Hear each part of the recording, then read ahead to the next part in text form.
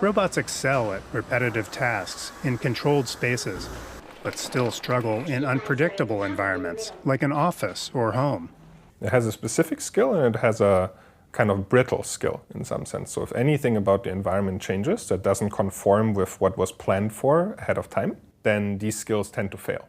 We need like a way for the robot to adapt to the situation at hand without having a human pre-program every behavior that the robot is supposed to do. The challenge of training robots to solve problems through reasoning has been taken up by a consortium of roboticists from the world's leading labs. This lab at the University of California, Berkeley is one of them. Think of it as preschool for robots. I've just entered the instruction, put the mushroom on the towel.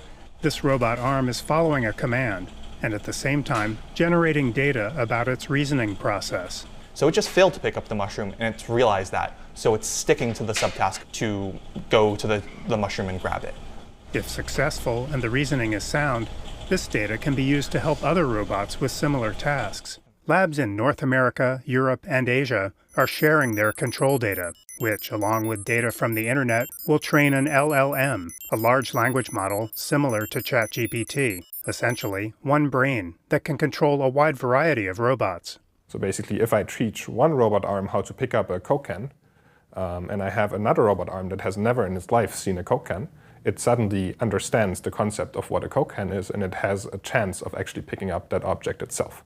Learning how to identify a Coke can comes from vast amounts of visuals and text gathered from the internet, as does being able to pick out Taylor Swift from this lineup. A lot of these concepts of like, oh, when the Coke can is full, you need to apply more force and you need to lift it further. Or if there is a spill on the kitchen table, what you need is a sponge or a cloth to clean it up. These are concepts that you can learn from the internet. You don't need to learn them from a robot doing stuff. Research shows the multi-robot, internet-trained brain is outperforming robots trained independently, says Perch. Even the best baseline, the best model that they could produce was not as good as the model that we could produce by training on all the data sets together.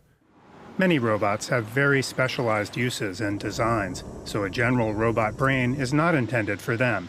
But, Perch says, for all the robot arms, or like all the household robots, or all the humanoid robots, eventually I think you will have essentially one model that serves as the base model to control all of them. We may not see them in homes in the near future, but robots are making great strides forward. Matt Dibble, VOA News, Berkeley, California.